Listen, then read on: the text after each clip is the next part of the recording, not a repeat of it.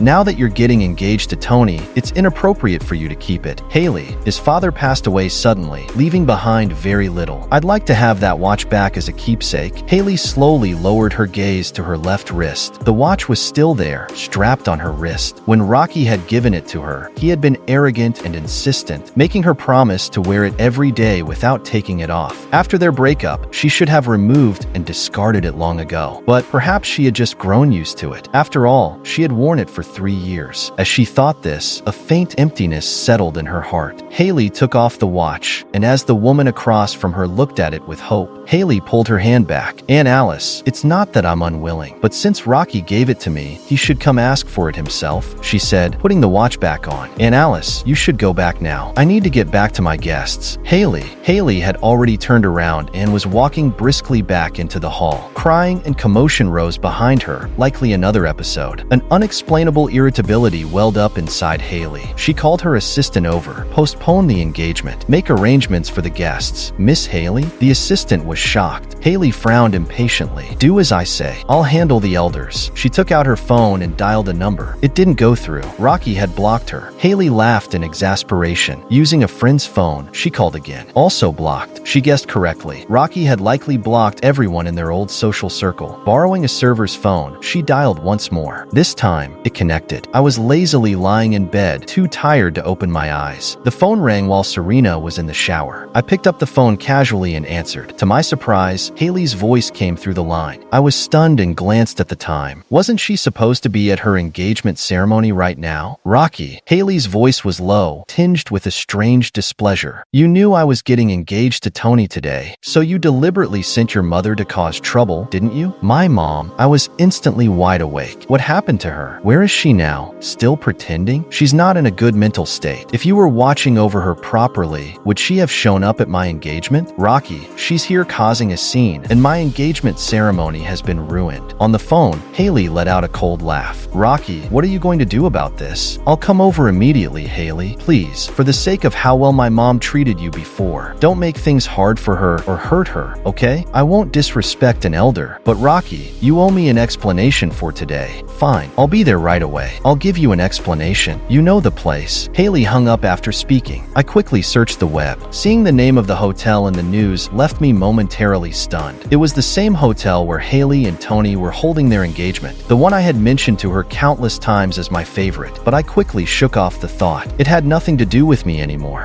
Even if they held their engagement on Mars, I would only smile and say congratulations. Once I got dressed, I grabbed my phone and prepared to leave. Serena emerged from the bathroom at the same time. She noticed me getting ready to leave, her expression darkening slightly. "Rocky, where are you going?" "My mom is in some trouble. I need to take care of it. I'll drive you." I glanced at her still wet hair. "There's no time. I need to get there now." I almost asked her about last night when she said she'd make arrangements for my mom, but then I reconsidered. My mom's current condition is unpredictable and hard to manage. Even I hadn't been able to keep her under control, leading to the mess from last night. "Your mom was under my people's care last night. If something happened, I share the responsibility," Serena said, setting down her towel. "Give me 3 minutes to get dressed." "Serena," I tried to say I could just take a taxi, but she had already grabbed a towel and started getting dressed. I stared blankly for a few seconds before quickly covering my eyes. "Let's go," she said moments later, now fully dressed and holding car keys. "Your hair's still wet. It doesn't matter. Let's get to your mom first." I looked at her damp hair and pressed my lips together unconsciously. Maybe she was only doing this out of guilt for not keeping everything under control. "Aren't we leaving?" Serena prompted. I hurried out of the room. Serena drove fast but steady. Despite her more mature appearance and demeanor, she hadn't changed much at her core. She was still serious and focused, not one to joke around. Back then, my brash and arrogant younger self didn't like this type of person. Too studious, no sense of fun. Hailey and her crowd didn't like her either, always calling her fake or self-righteous. At that time, I was completely infatuated with Hailey. She didn't like Serena, so I despised her even more, bullying her the worst. Thinking back now, I feel like I was under some kind of spell. If I were Serena, I wouldn't have forgiven me either. Maybe I'd even seek revenge. With that thought, I silently resolved that whatever Serena might do to me now, I'd endure it, accept it. I owe her that much. When the car reached the hotel, I stopped Serena before she got out. I can go in alone. I didn't want her dragged into this mess. Even though she wasn't the same Serena as before, there was no need for her to face Hailey and her connections. Hailey had the entire H family and an extensive network behind her. Serena's gaze sharpened. "Am I an embarrassment to you, Rocky?" "That's not what I mean. Serena, this isn't isn't your concern. I just don't want you involved. Isn't it too late for that? Just this once. Can you listen to me? We were only entangled temporarily. Once I'd made amends, we'd go our separate ways and never cross paths again. If anything happens, call me immediately, Serena said, not insisting further. I rushed out of the car. Unbeknownst to me, as I shut the door, Serena's face turned stormy. Moments later, though, she merely let out a self-deprecating laugh. When I arrived, my mom was still crying and upset. The moment she saw me, she broke free from those restraining her. Rocky, I just wanted to get back your dad's watch. I wasn't making trouble, she said, sobbing. I gently embraced her. I know, Mom. You're the best. Hailey wouldn't give it to me. That's why I cried, she said, clutching my hand, clearly aggrieved. That watch belongs to us. Why won't she give it back? All right, Mom. Sit down for now. I'll talk to her. Okay, I'll be good. Once I calmed her down, I turned to Hailey. She stood there, frowning, visibly displeased. I understood her feelings. After all, the long-awaited day she could marry the man of her dreams had been ruined. Miss Hailey, I sincerely apologize on behalf of my mom, I said earnestly. If necessary, I'll also apologize to Mr. Tony. Apologizing won't fix this, Hailey snapped. My engagement party was ruined by your mother. Do you know how long I've been waiting for this day? Her gaze locked onto mine, unrelenting. It seemed like she didn't want to miss even the slightest change in my expression. What can I do to make it up to you? I asked. Do you even have anything left to offer me? I was at a loss for words. After a long silence, I said, Miss Hailey, how would you like to resolve this? Tell me, and I'll do my best to make it happen. Hailey looked down at me, her tone sharp. Rocky, you deliberately ruined my engagement and now you act all innocent. Is it fun for you? I've endured your schemes for years, but now, with your family in shambles, what right do you have to cause trouble? Hailey, I've told you many times, we've broken up. I've apologized for the past, and I promise never to appear in front of you or Mr. Tony again. You might not show up, but sending your mother is just the same, isn't it? I didn't send her. Do you think I'd believe you? If you don't, there's nothing I can do. I had no intention of arguing further. I'll take my mom home first. About the watch, when you decide how you'd like to handle it, please let me know. Do you have no shame, Rocky? Hailey's voice rose. My engagement party was ruined by you too, and now you just want to walk away? There's no such easy way out. Hailey's friends began to close in, brimming with indignation. Each of them looked ready to tear me apart. What do you all want? I asked. How about kneeling in front of Tony as an apology? He's heartbroken right now. You don't have the money to compensate for the damages anyway, and Hailey doesn't need your worthless cash. I took a deep breath and turned to Hailey. Would that be enough for you to return the watch? Hailey's face turned inexplicably grim, but she did not object. Fine, I'll do it. With that, I looked at the others. Please take me to Mr. Tony. Tony's here. Just kneel right here. Let everyone see. Only then will Tony feel avenged. Tony's face darkened instantly. The moment he saw me, his emotions flared up and his eyes turned red. I glanced at my mother, sitting quietly at a distance. All I could hope for was that she wouldn't witness me at my lowest. Can you let my mom step out first? I don't want her to see this. No way. Let's have Aunt Alice step out, Hailey unexpectedly agreed. Thank you. I genuinely felt grateful to her for this. Mr. Tony, I said, turning to him, I apologize to you. Tony spoke up. Rocky, if you kneel to me, how will others see me? Why don't you just bow to apologize instead? That's way too lenient on her. Exactly. After all the harm she's caused, why should Tony be so magnanimous? I didn't want to waste any more time. Kneeling wouldn't take a piece of me. I just wanted to end this farce and take my mother home. Miss Hailey, I apologize on behalf of my mother. I took a deep breath and slowly bent my knees. Rocky, for some reason, Hailey suddenly stepped forward, grabbed my arm, and pulled me up. Who told you to kneel, Rocky? Do you really have no self-respect at all? No dignity? Do you plan to stay in Washington after this? I pushed her hand away, taking a step back. Miss Hailey, is this enough now? Rocky, can I have my father's watch back now? I extended my hand toward her, my gaze utterly lifeless. Yes, Washington had become unlivable. I didn't plan to stay here anymore. Dignity and face didn't matter. Surviving was the real challenge. Hailey stared at my hand. It was scarred and calloused. Her eyes grew red, tears threatening to fall. You're always a liar, aren't you? I didn't understand her meaning. Miss Hailey, you're the one who begged me to keep that watch, saying once I wore it, I couldn't take it off. Now you want it back. What, does the world have to revolve around you? The watch was expensive, but Hailey could easily buy 10 of them. There was no reason for her to hold on to something she despised. At its core, her grudge was too deep. She just wanted to make things difficult for me. Miss Hailey, if you're angry about the past, I can apologize to you like before. Rocky, Hailey suddenly snapped, losing control. Do you not understand words? Why do you get to love me when you want and stop loving me when you don't? Who gave you the right to come and go as you please in front of me, Hailey? Look closely. I'm going to marry Tony. When that day comes, Rocky, even if you regret it, it'll be too late. But why would I regret it? Or maybe she's the one who doesn't understand words. I had already given her up, let her go. This wasn't some tactic or a tantrum out of wounded pride. I had truly moved on permanently without looking back. Miss Hailey, you're overthinking it. I sincerely wish you and Mr. Tony a long and happy marriage. Hailey suddenly let out a cold laugh. She took off the watch, dropped it, and let it smash against the ground. Take your watch and get lost. Rocky, don't let me see you again. All right. I crouched down and picked up the watch. Its hands were no longer moving. I cradled it in my hands for a moment before looking up at Hailey. Hailey, my voice was low, but I slapped her with all my strength. My palm burned as if on fire, and I was trembling all over. Hailey, Tony gasped in shock. The room fell into utter silence. I exhaled, chuckled lightly, carefully pocketed the watch, and left without lingering for even a second. Even as I walked far away, the silence behind me remained unbroken. Could Rocky be serious this time? I think so. He didn't seem like he was acting. I noticed his hands. They were pretty beaten up. Honestly, thinking back, he hasn't done anything truly wicked. He just loved Hailey too much. Did we go too far? A few of her friends glanced at Hailey instinctively. She touched her slightly swollen face, her gaze fixed on Rocky's retreating figure. It was as though she was waiting for something. But when Rocky stepped through the door, the light in her eyes abruptly dimmed completely. After settling my mom into her regular treatment routine at the hospital, she quietly fell asleep. Holding the watch, I thought about how she would want it back when she woke up, so I decided to get it repaired. As I stepped out of the room, I saw Serena. She was sitting there, scrolling through her phone. Hearing my footsteps, she paused and looked up at me. I just spoke with the doctor, she said. If your mom receives systematic treatment, her condition will gradually improve. I lowered my gaze. I know, but we can't afford that kind of money right now. I can help you with the money, she replied. I snapped my head up. But Serena, I have no way to repay you. Debt is debt. Owing 100,000 or a million makes no difference. Serena stood up and approached me. Let's go eat something first. How could it be the same? 100,000 might be something I could scrape together with effort, but a million? No, I couldn't even imagine it. But Serena, it's too much. I could never repay it. Then repay it slowly. There's no rush. But I was panicking. Even repaying 100,000 would take me 5 tries. A million? That'd be 50 times. I couldn't bear the thought of having to face Serena that many times. No buts, Rocky. Right now, I'm your creditor. Fine. I kept my mouth shut. Serena took me to eat, then left for some work, sending her driver to take me to repair the watch. I couldn't tell if it was my imagination, but Serena seemed upset, her attitude toward me growing colder. In the days that followed, we didn't see each other. My mom was admitted to the hospital and began her structure treatment. I kept myself busy with my usual part-time jobs. I heard that Hailey and Tony's engagement party had been postponed. No one knew until when. Serena had returned to New York. Her family and business empire were based there, though she had come to Washington recently to oversee a new project. The rental house I had stayed in was canceled by Serena. For now, I lived in her house in the city. Her social and personal circle seemed clean and simple. Because of that, I experienced the most peaceful 2 months I'd had in years. One night, after finishing my part-time shift at 11, I bought the cheapest sandwich I could find for dinner on my way back. Exhausted, I collapsed onto the couch as soon as I got home, not even noticing that a floor lamp was still on.